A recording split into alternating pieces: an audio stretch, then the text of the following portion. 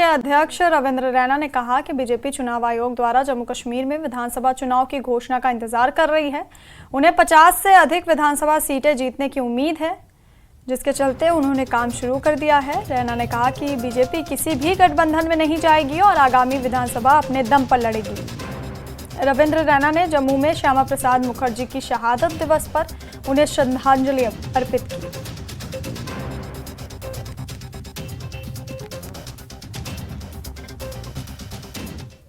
Bharatiya Janata party इंतजार कर रही है चुनाव आयोग के फैसले का। हम जम्मू कश्मीर में असेंबली इलेक्शंस के लिए तैयार हैं।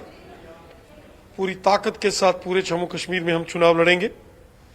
जिस प्रकार डेवलपमेंट के काम मोदी साहब ने किए हैं, जिस तरीके से जम्मू कश्मीर में अमन शांति भाईचारे का पैगाम मोदी साहब ने दिया है, आज जम्मू रीजन हो या वादी कश्मीर हो, हर जगह अमन शांति खुशहाली भाईचारा है, हर जगह डेवलपमेंट है।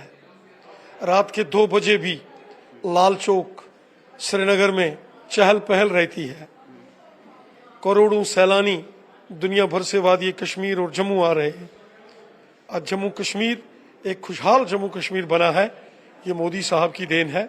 और हमें यकीन है कि आने वाले असेंबली इलेक्शंस में यहाँ की आवाम, यहाँ के वोटर्स, यहाँ के नौजवान बीजेपी को वोट देंगे और जम्मू कश्मीर में भी डबल इंजन सरकार होगी। तो सभी सीटों पे है आप अपने, तो जम्मू कश्मीर की सभी सीटों पे अपना कैंडिडेट उतारेंगे या अलायंस करेंगे? जी लड़ेंगे, अपने दम पर लड़ेंगे।